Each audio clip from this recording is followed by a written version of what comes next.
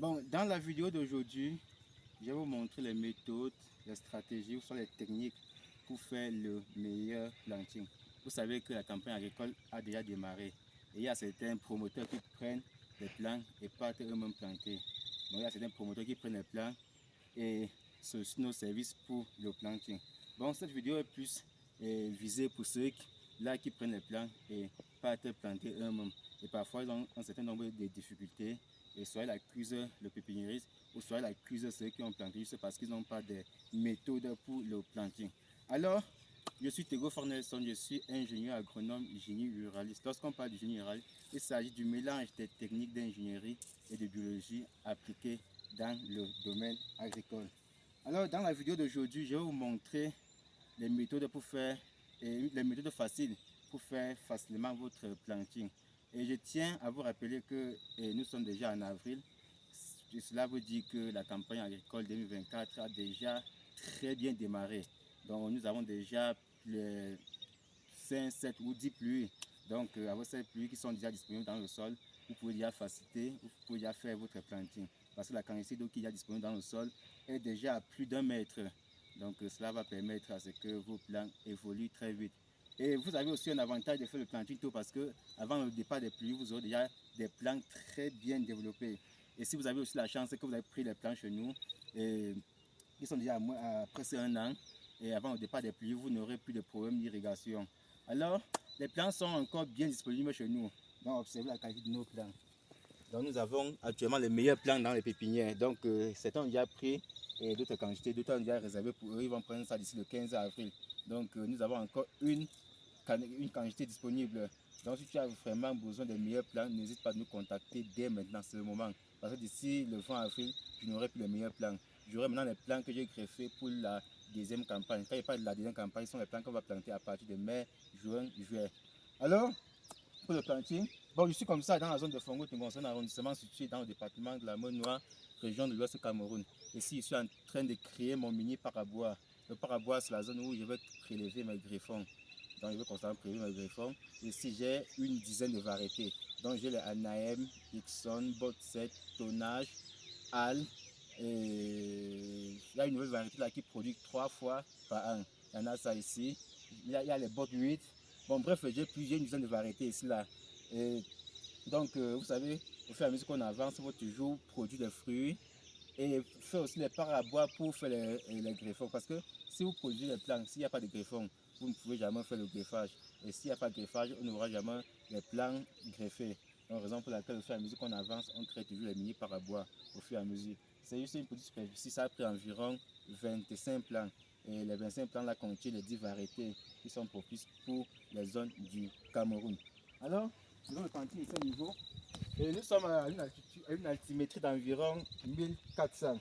Et toutes ces variétés vont quand même donner parce que il y a les variétés comme Anem et As, disons les variétés du groupe A, qui correspondent plus à ces zones. Et à côté de ça, il y a aussi quand même les variétés du groupe B qui vont se donner. Certaines seront comme les variétés pour polliniser le site et certaines seront là aussi pour produire ça va polliniser le site et produire aussi les greffons. Et ça va produire les fruits quand même, mais le rendement ne serait pas comme si ça se trouvait dans sa propre zone agroécologique. Donc, je vais vous montrer comment faire votre planting. Bon, nous avons la terre noire et la terre rouge. Bon, la terre rouge, je ne veux pas dire que c'est une terre qui n'est pas fertile, parce que nous sommes dans la zone où on cultive plus la pomme de terre. C'est-à-dire, après chaque 4 mois, on renouvelle le sol avec la fiente, avec les engrais. Raison pour laquelle je n'ai pas appliqué la fiente pour le planting. Alors, pour commencer d'abord par la trouaison, parce que la densité dépend du promoteur. Sinon, la densité maximale, c'est 5 sur 5. C'est ça que j'ai fait cela pour, parce que je veux récolter les greffons. Et la densité maximale, vous pouvez aller à 5 sur 5, 6 sur 6, 7 sur 7. Alors, après avoir défini tout ça, vous allez faire votre piquetage pour faire l'alignement. Parce qu'il faut que le verrier soit très beau à voir. Après ça, maintenant, il faut faire la trouaison. Alors ici, là, j'ai fait une trouaison d'environ 50 par 50. Nous avons fait ça de manière manuelle. Étant donné que je ne pouvais pas quitter Tchang pour aller dans la zone de Fongo-Tungon avec la machine, j'ai décidé de faire ça avec la roue. Donc c'est un outil agricole manuel. Donc après avoir fait votre trouaison, comme vous le constatez, bon, je retire un peu cette terre rouge et je mets la terre noire à l'intérieur. Vous savez que la terre noire est quand même une terre plus riche en matière organique. Voilà, je mets une quantité de terre noire à l'intérieur. Voilà. Après, je prends mon plan. Observez la qualité du plan. Donc ça, c'est maintenant c'est le groupement. Je mets ça de côté. Alors, quand vous observez, viens pas avec le téléphone là. Quand vous observez le plastique, vous allez voir qu'il y a un trait là. Donc, c'est ce trait là que vous essayez de déchirer votre plastique. Voilà. Donc, vous retirez comme ça, sans toutefois décompacter la terre. Observez. Voici la racine principale.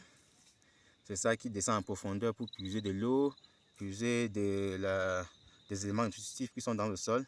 Maintenant, ça, ce sont les racines secondaires. Toutes ces racines que vous voyez là. Vous savez que quand le plant est dans le poker, à un niveau de croissance, ça s'arrête. C'est parce que les racines sont étouffées à l'intérieur. Dès que je vais maintenant mettre au sol là, 2 semaines après, ça va maintenant libérer les racines. La croissance va aller très vite. Nous sommes aujourd'hui le 5 avril. Je vais filmer ça au fur et à mesure pour vous présenter comment le verger évolue. Vous allez constater que 2 ans après, les plantes vont commencer à produire. C'est parce que nous avons les meilleurs plants. Raison pour laquelle je conseille les promoteurs de prendre les meilleurs plants, même si c'est cher, qui prennent ça. Je mets mon plant au sol. Je puise la terre noire. Je mets. Bon, ici là, étant donné que nous sommes dans les sols qui ne sont pas malades, donc pour laquelle je n'ai pas appliqué que ce soit le mocap ou que ce soit le compteur pour tuer un nombre de micro-organismes dans le sol, un nombre de maladies dans le sol, un certain nombre de maladies dans le sol. Donc, dans les sols ou dans les zones où les sols sont malades, c'est nécessaire d'appliquer des nématicides à l'intérieur. Donc voici votre plan. Je vais un peu continuer parce qu'il y a certains qui vont voir 2, 3, plusieurs fois avant de pouvoir maîtriser le planting. C'est déjà bon ici. Certains font les plants comme ça après avoir planté 1 an après ou 1 an et demi avant de voir les plants comme ça. Je suis maintenant comme ça, disons au niveau 0, en train de mettre le plan au sol, observer sa taille. Donc d'ici 1 an et demi ou 2 ans, vous allez voir les premiers fruits sortir là-bas. Je progresse. Ici là, nous avons une terre complètement noire. Je continue. Donc vous avez vu, regardez un peu ici là. Regardez comment parce que le port de greffe, ça meurt déjà. Parce que le greffon a déjà pris dessus sur le port de greffe. Donc observez la qualité des plants. Je fais la même chose. La racine principale là, on ne coupe pas la racine principale. La même chose. Je déchire sans toutefois décompacter la terre. Parce que la terre contient le noyau qui nourrit la plante. Donc le noyau encore là, c'est ça qui stocke les éléments nutritifs pour nourrir la plante. Je mets là, je prends ma houe, je mets progressivement.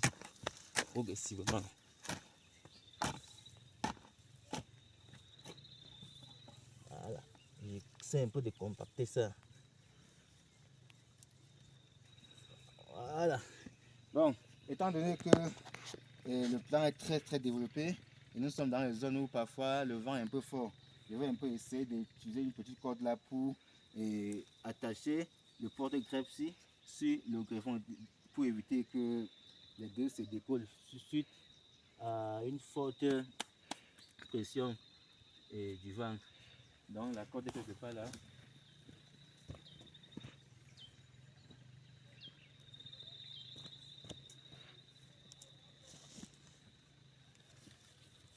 Voilà, pour stabiliser. Après ça, il peut même utiliser un tuteur. Voilà, la technique est très simple. Donc, nous avons encore quelques plants disponibles dans la pépinière. Donc, ceux qui auront la chance vont me contacter dès maintenant pour entrer en position des plants. Observez nos plants. Je vais les mettre ça au sol comme ça. Imaginez la croissance dans deux ans et ça, la production. Bon, si tu comptes mettre le tuteur, ça doit être simplement. Tu dois simplement mettre comme ça. Voilà. Tu pourras maintenant encore utiliser une petite corde là. Tu mets là pour retenir ça. Regardez un peu.